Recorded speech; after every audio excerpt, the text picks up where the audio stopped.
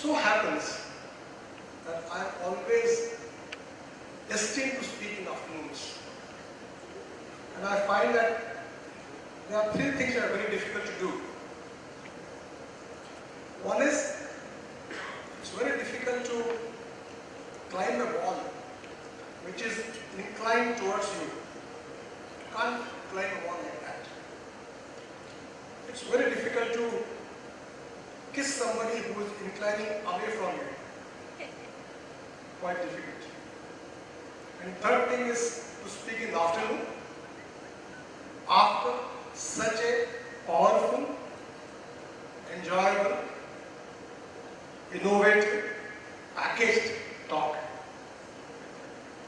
So, of course, my topic typically is a topic of supply chain, and I want to bring a different dimension to the entire innovative capabilities of Indian farmer. Being a supply chain professional and a student of supply chain, I always see things from supply chain point of view. And I want to bring out some of the things which I see happening in Indian pharma industry, challenges, and how are they addressing those challenges which are related to the innovative portion of Indian pharma industry. So, slides are there. Let me figure it out. Yeah. So, I am not going to go into statistics, but we are very clear that Indian pharma industry is one of those industries in India which is growing significantly. Even in last few years, when other industries have not grown, this has grown. It's continued to grow, growing more than 12%. And not getting the numbers that we talked about yesterday anyway. So this is one industry which is flagship. We are proud of it. And it is actually solving world's health problems. It has not happened just like that. And Jasiri has talked about it. I just want to emphasize few points out of it. That while there has been a very highly successful pharma industry, and there has been government policy in 70s which has been most favorable to it to kickstart. I think the most important point has been pharma is one of those industries where maximum number of entrepreneurs have exist. Also, we can see that as compared to why are we called a cheap destination of manufacturing, pharma manufacturing. We have cheap labor, space which is cheaper, trial costs are low, and we have large number of patients which are growing in region, and they have number of patents. About 42% of ANDAs in US are coming from Indian industry. And every company has filed patents and actually is doing good amount of business in the developed markets. But interestingly, if you see this in perspective of two things. One is what kind of difficult molecules in even generics we have gone for, and over the years. See this and compare the performance of companies. And I have taken just 25 top companies, 15 of our top pharma companies over last 15 years, 13 years. The revenues have grown significantly. Profits are rising across all type of costs are gone up. The raw materials, employee cost, power and fuel, selling administration, every cost has gone up. So where is the answer? Answer lies in if we have to make our money, it will come from novel drugs definitely, but we have to do the job of manufacturing and managing supply chain of tableting and capsule. This aspect of pharma supply chain, it's a very complex, one of the most complex businesses I have seen. Right from procurement of raw material to delivery of products to the retailers, pharmacists. So what is to be done? Like in 70s and especially after 90s to 2005, pharma industry has a lot of time and money has been spent on research and development. It is time now to to look at supply chain. If we don't improve our supply chain, and today, financial service industry uses it extremely well. GE has done an extremely good job of it. How it will benefit the pharma industry? One of the things in pharma industry is there are large amount of variations in everything what they do. The cycle times are not very standard. And because of which in 6 Sigma adopted, this cycle time variation will come down and it will significantly improve the productivity of manufacturing plants. So if you look at all of these aspects, the new revolution in pharma industry has to come from learning from other industries and applying these concepts to reduce waste, reduce costs, improve cycle time, make the product reach faster to the customer. And interestingly, we talk about US FDA and talk about they giving us a kind of a step-motherly treatment in terms of inspection and all that. And if you look at various warning letters which have come to companies in India, there are a large number of plants which are not there. And if you see the basic issues which are coming there, because of which letters have come, you will find adopting these concepts actually will address each and every issue effectively. Because all of them are GMP issues.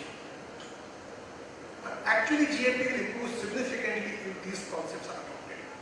I am very happy that I am aware of at least 20 pharma companies in India who have adopted this at the early stages of adoption, and they have got stunning results. Some of them I work with, I work with some of them, many of them. But what I have seen happening is this has really improved their manufacturing and supply chain performance to a large extent. So if we want to remain competitive and fuel the innovation of our industry, we have to work across the supply chain, look at costs, manufacturing, new product development, sales marketing, all areas, and there are enough amount of opportunities available to improve performance of the supply chain. For example, the simple thing like developing new products. We did a study in a drug development time, generic drug development time. If you take total time of say 350 days or 400 days of filing application, we did a study of how many days actually are value-adding days and how many days are actually non-value-adding days. And we came with this stunning conclusion that only 7 to 8% of total time is value-adding, barring the studies which have to be, you have to keep the drug for 3 months, trial and all that, that's fine. Apart from that, 7 to 8% time is only value-adding, rest is not value-adding. As compared to that, if you look at development time of automotives, it's far less, far faster. And that is because they have adopted these concepts very well. So if this is adopted, the results are very high. These are example of results which I am giving about. And easily a company can generate year on year 5 to 6% or 3 to 5% of their sales as a reduction in the costs and profitability spent on which if R&D, which is lesser for a country like India. So what is required for that? Just few thoughts from my side. We need to actually change mindsets. It's all issue of mind game. If some of these things we do well and we actually start understanding that these things can be done in pharma industry, all of them are applicable. If that mindset change happens, the floodgates of improvements will open, the costs will come down further, profitability will improve, Indian patient will get cheaper drugs, and there will be a lot of money available for fueling the development. So with this I end my talk. Thank you very much. Thank you so much, Mr. Raman. Ladies and gentlemen, I'd like to tell you all that Mr. Raman is not only the partner and management consultant from KPMG, but he is also the visiting faculty with SP Jain Global School of Management for Singapore, Dubai and India on supply chain. Thank you so much, sir, for giving that insightful session. And now going ahead, I'd like to call upon our next speaker, Mr. Dilip Ghosh, Director, NutriConnect, Strategic Advice on Food, Nutritional and Complementary Medicine Products. He is also the Professor in the University of Austin, Sydney. So ladies and gentlemen, let's have a huge round of applause for Mr. Dilip Ghosh. Good afternoon, everybody. It is nice to be here today. And although I am regular visitor to India, particularly in food, nutraceutical, natural medicine category, but it is nice to have this audience who has very hardcore pharmaceutical experience. Unfortunately, I don't have any slides. There is some communication gap. I was not aware about the structure of this symposium till yesterday night. But I will share something from my personal perspective or from my company perspective, and that is from in different area. That is not the pharmaceutical, but I will talk on some nutraceutical, natural medicine and functional food dietary supplementation. And you know that is the growth, and Pharmax is not only covering pharmaceutical, we are putting a lot of resources in this area. We are attending Vita Foods, we are attending Nutracon, we are attending IFT type of conference expo. And that is the future market. If you see last 5 to 7 years, practically there was no new molecule in pharmaceutical area. It's very unfortunate.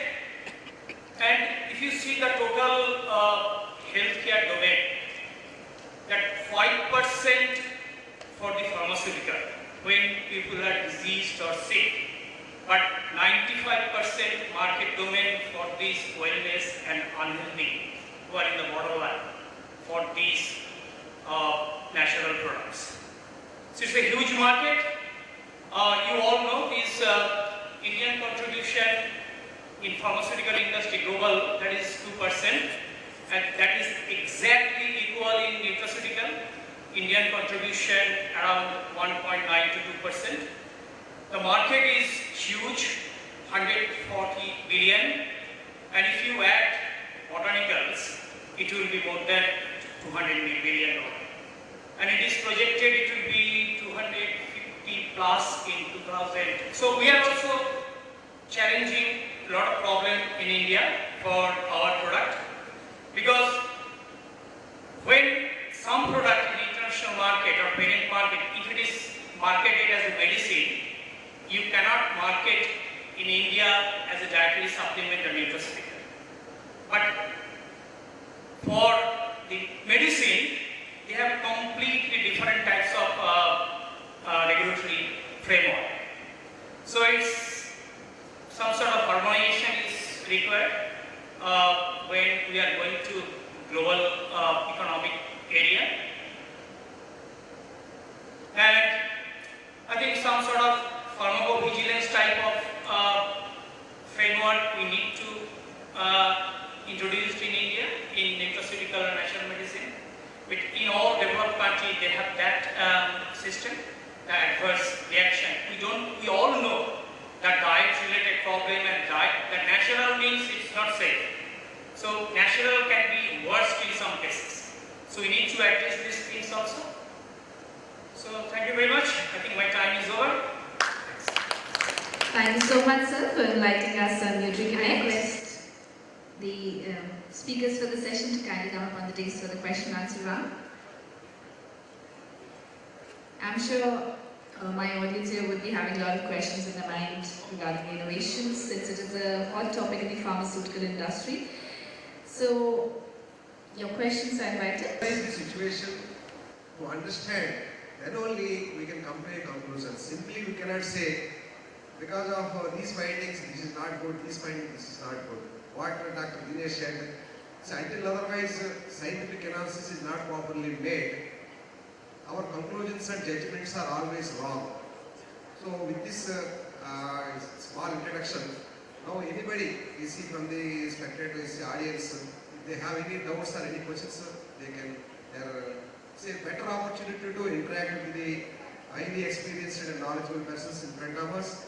Please take the opportunity. Anybody, please raise the hands. We will give this mic. Anybody is having any doubts or any clarifications if you want? So can you say okay and give a big claps? Okay. Yes, sir. Without questions. Sorry. Yeah, please.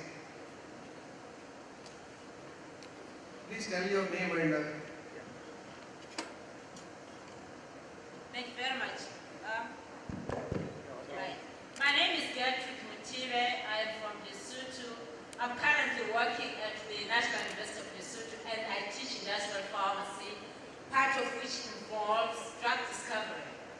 A question to the last speaker, and the experiments that you were showing there, unfortunately time was against you, but from what I saw, would you say something of the benefits, for lack of a better word, the relationship and the benefits of the micromolecules that are used in, there's a word I was looking for, that's why I didn't ask the question, but the healing that comes from taking very small molecules and comparing those to the nutraceuticals, because like the other speaker said, nutraceuticals are for the healthy and the unhealthy. But now there's an emerging market for what's the word? Somebody help me. These micromolecules.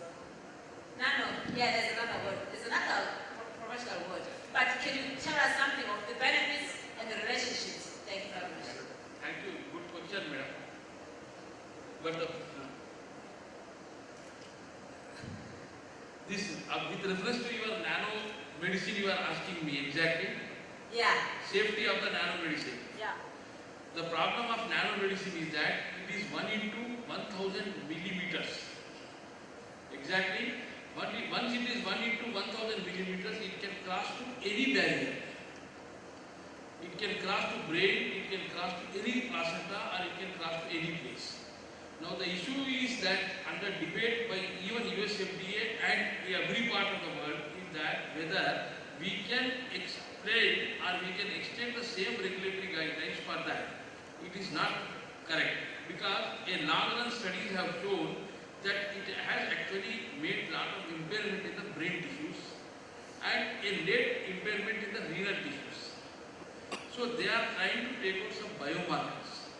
And these biomarkers are going to be introduced, just like Tier 1, Tier 2, they are going to introduce the biomarkers for doing the safety evaluation of nanomedicine. But for diagnostic purpose it is different, but for medicinal nanomedicine, I don't think so there is any nanomedicine. I am talking about the active principle of nanomedicine. I am not talking about the vehicles. Vehicles are there which will carry the nanomedicine, but the drug will not go inside the this. So there is no nanomedicine which is available anywhere in the world. Indeed, same thing in food and nutraceutical domain. If you see, there is not a single product in the market. We know naturally there are a lot of nanoparticle that is naturally present. But if you introduce some nanoparticle, because in food there is no limit of consumption. Yeah. So some people can take 10 grams, some people can take 100 grams. So there is a huge risk in nutraceutical food, functional food area. So it is still strictly restricted area, especially in the laboratory. You can do research also, but in the commercial domain, that is still restricted.